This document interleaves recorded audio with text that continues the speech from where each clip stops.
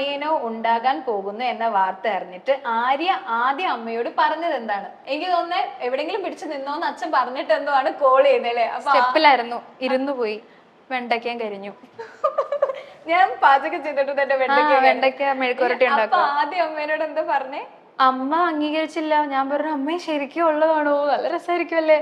ഇല്ല അങ്ങനെയൊന്നും ഇല്ലാന്ന്, അച്ഛൻ ചുമ്മാ പറയുന്നതാന്ന്. ഇതാണ് പറഞ്ഞത് അമ്മ, അല്ലേ? അങ്ങനെയാണ് അമ്മ പറഞ്ഞത്. അച്ഛൻ കള്ളം പറയാണെന്ന്. അപ്പോഴും എനിക്ക് തോന്നുന്നു അമ്മയ്ക്ക് അക്സെപ്റ്റ് ചെയ്യാൻ എന്നോട് പറയാൻ ബുദ്ധിമുട്ടായിരുന്നു, ഭയങ്കര ബുദ്ധിമുട്ടുണ്ടായിരുന്നു. അത് ദൂരെ നിക്കണോണ്ടായിരുന്നു മോളെ, ദൂരെ അല്ലായിരുന്നു. അപ്പൊ പെട്ടെന്നൊക്കെ കേറി എന്തെങ്കിലും ചെയ്യുമോ എന്നൊക്കെ പേടിയാണ്. ഇതിനൊക്കെ അത് അറിയില്ലല്ലോ. പക്ഷെ അറിയില്ല ഉണ്ടോ. അത് കൊറേ എനിക്ക് ഇതിന് ശേഷം ഇൻസ്റ്റാഗ്രാമിൽ കുറെ പെമ്പിള്ളേർ, ഈ നോർത്ത് ഇന്ത്യൻസ് പെമ്പിള്ളേർ മെസ്സേജ് അയച്ചു, ഇങ്ങനെ അമ്മ ഉണ്ടായാലും എങ്ങനെയാണ് ഇത് ഓവർകം ചെയ്യണത്, കൗൺസിലിങ്ങിന് പോയിരുന്നു എന്നൊക്കെ ചോദിച്ചു മെസ്സേജ് അയച്ചവരൊക്കെ ഉണ്ട്. ഇതുവരെ സംസാരിക്കാത്തവരും ഉണ്ട്. അങ്ങനെ അത് ശരിയാട്ടോ, അത് ശരിയാ. അതുകൊണ്ടാട്ടോ പറയാൻ. അല്ലാതെ പക്ഷെ കേരളത്തിൽ നമ്മ അങ്ങനെ ചിന്തിച്ചല്ലോ. അതെ, എനിക്ക് നമ്മള് വെയിറ്റ് ചെയ്തിരിക്കുക, അതിന്റെ ഇടയിലാണ് ഇങ്ങനെ. നമുക്കൊക്കെ എന്താ വെച്ചാൽ നമ്മൾ ഇത്രയും പ്രായമായി കഴിഞ്ഞ് സ്റ്റേബിൾ ആയി കഴിഞ്ഞാൽ പിന്നെ ഒരു കുട്ടി വരുന്നത് നമുക്കൊരു സന്തോഷമാണ്. പക്ഷെ അവരങ്ങനെ ചിന്തിക്കും, അത് നമുക്ക് കാര്യമില്ല. പക്ഷെ അച്ഛൻ വളരെ കൂളായിട്ട് പറഞ്ഞില്ലേ, എവിടെയെങ്കിലും പിടിച്ചു നിന്നോ ആര്യ, നീ പറഞ്ഞോ, നീ പറയാറില്ലേ അതുപോലെ തന്നെ ഗർഭിണിയാണത്, പ്രഗ്നന്റ് ആണ്. അച്ഛൻ വിളിക്കാറില്ല ഫോൺ 4-5 ദിവസമായിട്ട്. എന്റെ ലൈഫില് എന്റെ ഫോണിലേക്ക് വരുന്ന ഏറ്റവും കൂടുതൽ കോളുകൾ എന്ന് പറയുന്ന അച്ഛൻ്റെയാ.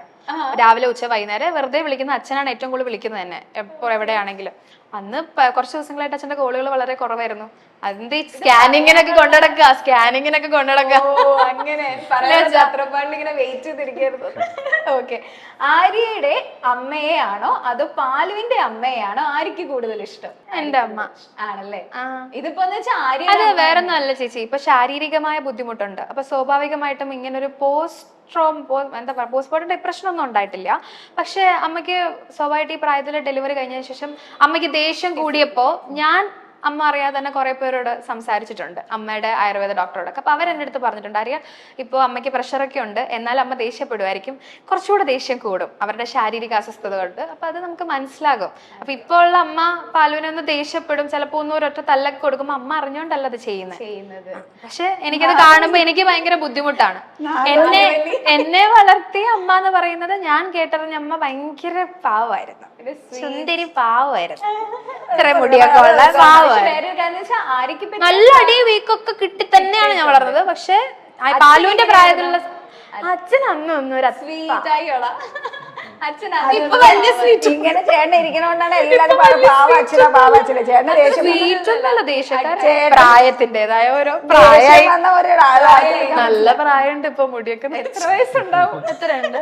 45 വയസ്സ്. 45ഓ? അപ്പൊ അമ്മയേക്കാൾ ചെറുതാണോ അച്ഛൻ? 52 പ്രായത്തിന്റെ ഓരോരോ പ്രശ്നങ്ങൾ അച്ഛനുണ്ട്. ചെറുതായിട്ടൊന്ന് പ്രായം കുറഞ്ഞില്ലല്ലോ, അത് പ്രശ്നമില്ല. ഓക്കെ, പാലു ജനിച്ച ശേഷമുള്ള ആ സമയത്ത് അമ്മയ്ക്ക് പലപ്പോഴും ആര്യയുടെ കൂടെ സ്ഥിരം യാത്ര ചെയ്യാനൊക്കെ പറ്റാതെ വന്നല്ലോ. ആ സമയം നിങ്ങൾ ഭയങ്കരമായിട്ട് മിസ് ചെയ്തിട്ടുണ്ടോ? ഉണ്ടല്ലേ? എനിക്ക് ഒരുപാടുണ്ട്, ഒരുപാട് മിസ് ചെയ്യേണ്ടി ഉണ്ട് ആണ്. ഓക്കെ, ഇനി പാലുവിന്റെ അമ്മ ആര്യാണെന്ന് തെറ്റിദ്ധരിക്കുന്നവരുണ്ടോ? എന്റെ ചേച്ചി അതിനെ പറ്റി ഒന്നും പറയണ്ട. ആണ്, ശരിക്കും തെറ്റിദ്ധരിക്കുന്നുണ്ട് നല്ലോണം. തെറ്റ് തന്നെയല്ല, അങ്ങനെയാണ് എല്ലാരും വിചാരിച്ചിരിക്കുന്നത്. അമ്മയുടെ അടുത്തൊക്കെ എന്തെങ്കിലും ചോദിക്കാറ്? നമ്മുടെ ഇന്റർവ്യൂ കണ്ടവരൊക്കെ ആണെങ്കിൽ ശരി, അല്ലാതെ ഓരോ കടകളിൽ പോകുമ്പോഴത്തേ മോള് കരയണം കേട്ടോ, അവൻ അനിയത്തിയാണ് പറഞ്ഞു കൊടുക്കും. ഓക്കെ, പാലു ഏറ്റവും കൂടുതൽ വഴക്ക് കാണിക്കുന്നതും ചിണുങ്ങുന്നതും ഏത് സിറ്റുവേഷനിലാണ്? എന്ത് സിറ്റുവേഷനിലാണ് ഏറ്റവും കൂടുതൽ ഇങ്ങനെ വഴക്ക്? അരിയപ്പാപ്പം പാപ്പം വേണം എനിക്ക്, മിഠായി, വെള്ളം ഒരു കുഴപ്പമില്ല അതിനൊക്കെ. അതൊക്കെ കണ്ടാൽ മിണ്ടില്ല. ദേഷ്യം വന്ന മിണ്ടണ്ടെന്ന് പറയാൻ അറിയില്ല, ആര്യം മിണ്ടുണ്ടോ എന്ന് പറയും. ഇതുകൂടി കഴിഞ്ഞ് നമുക്ക് ഒരു ചെറിയ കുഞ്ഞു സെഗ്മെന്റും കൂടി, അല്ലെങ്കിൽ ഇവരെന്നെ ഓടിക്കും. ഓക്കെ, ഇതിൽ 3 പേരും പറയണേ. ഹൂ നോസ് പാലു ബെറ്റർ? പാലുവിനെ ഏറ്റവും കൂടുതൽ ആർക്കാണ് അറിയാവുന്നത്? അതാണ് സെഗ്മെന്റ്. ഓക്കെ, പാലു TV കാണുമ്പോൾ ഇടയ്ക്കിടയ്ക്ക് ശ്രദ്ധിക്കാറുള്ള ഒരു ആക്ട്രസ്? മോഹൻലാൽ ആണോ? മോഹൻലാൽ എന്ന് പറയും ഞാൻ പറഞ്ഞു പഠിപ്പിച്ചതാ, ഇടയ്ക്കിടയ്ക്ക് പറയും, അത്രേ ഉള്ളൂ. ആര്യ മോഹനല്ല, ആര്യ മോഹൻലാൽ എന്നാ പറയാ. ഓക്കേ, അങ്ങനെ.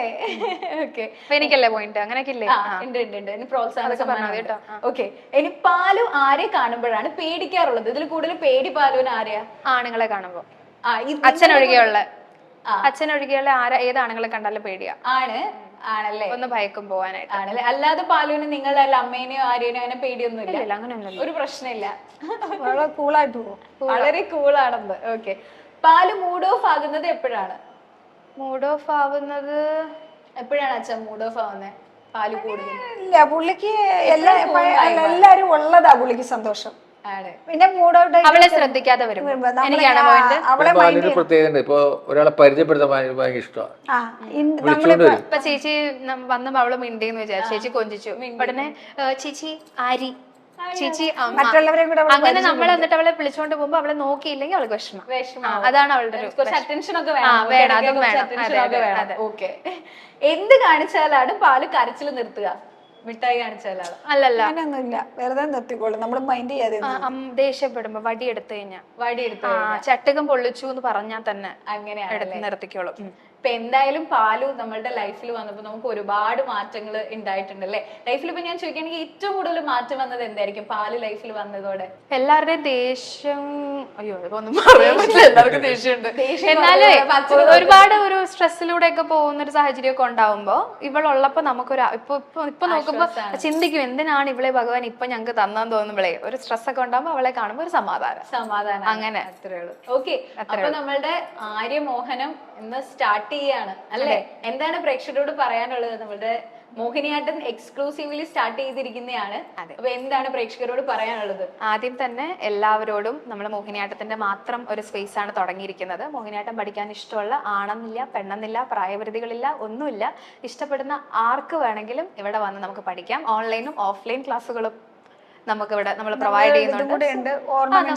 നമ്മൾ അതിന്റെ കൂട്ടത്തിൽ നമ്മുടെ ടെമ്പിൾ ഓർണമെന്റ്സ് ആൻഡ് പ്രാക്ടീസ് സാരീസിന്റെ എന്താ പറയാ കളക്ഷൻസും കൂടെ നമ്മൾ അവൈലബിൾ ആണ്. സോ അതിന്റെയൊക്കെ അപ്ഡേറ്റ്സ് ഓൺലൈനിൽ പതുക്കെ നമ്മൾ ചെയ്തു തുടങ്ങാമെന്നാണ് വിചാരിക്കുന്നത്. സോ ഇതൊക്കെ തന്നെയാണ് വലിയ വിശേഷങ്ങൾ ഇപ്പൊ എന്റെ ജീവിതത്തിൽ.